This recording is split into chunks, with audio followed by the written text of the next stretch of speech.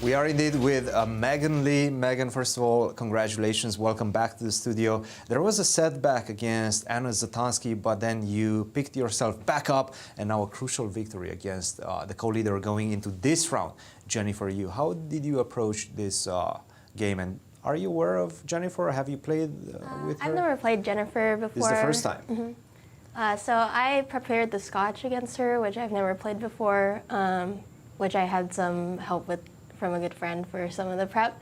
And she played... Were you getting inspired by your game against Nazi Paikidze? Yeah, I think the Scotch is a pretty safe opening to play as white. You have a pretty straightforward plan in the variation that I played.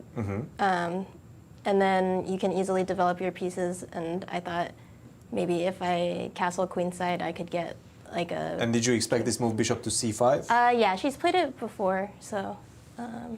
Cool, knight to b3, bishop to b6. And by the way, you decided against knight takes c6, which is one of the main lines. How did you make that decision? Actually, my friend helped me, a really good friend of mine helped me prep this line, so... This knight to b3 move. Yeah, so I think I was in book until she played like knight e5. Knight to e5 all the way.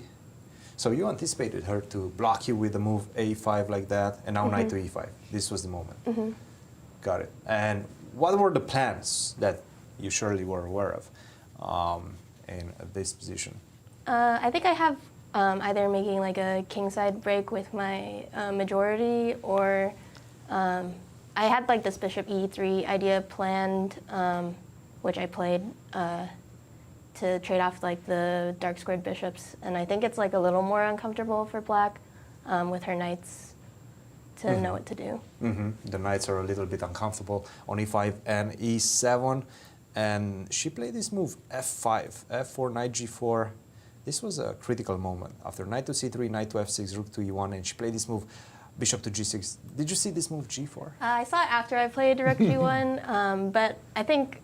Because you were definitely aiming at that move g4, right? Yeah, I missed that one. But you were still in pole position to have a nice advantage. How are you feeling at this point? She had only 19 minutes on the clock, 50 minutes for you. You built up a very nice advantage on the clock, and still plenty of moves to go. How are you feeling about your chances? I was feeling pretty confident. I think being able to keep a lot of the pieces on the board made her spend a lot of time calculating. And again, I think she's a little unfamiliar, I guess, with this variation, as was I. So I think I was able to build an advantage on the clock, yeah. But it also felt like your moves were much easier. You were just like pushing the pawns, making her life uncomfortable. Bishop to f7, g3, knight to d5, and now knight to b5. And now finally you got to this position. What was the next critical moment in your opinion? I think when she had her queen on d6 and she started pushing her c-pawn and d-pawn, her structure kind of got a little looser, so I was able to break through, yeah. Absolutely, and you ended up into this endgame, which you nicely converted after that. Megan, congratulations. You're in the co-leadership position right now with only 6 rounds to go. Are you dreaming about the championships? Are you starting to dream? Are you starting to believe? I'm still trying to focus one game at a time. Yeah, I think there's still a lot of the tournament left, so anything can happen. And who are you playing tomorrow? I think I'm playing Ashrita.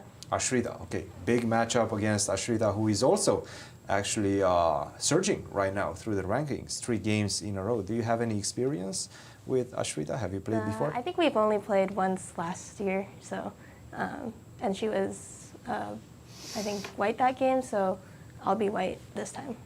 It's going to be a big match. We'll let you go, get your rest and your preparation in. Thank you. Our congratulations as well, Megan.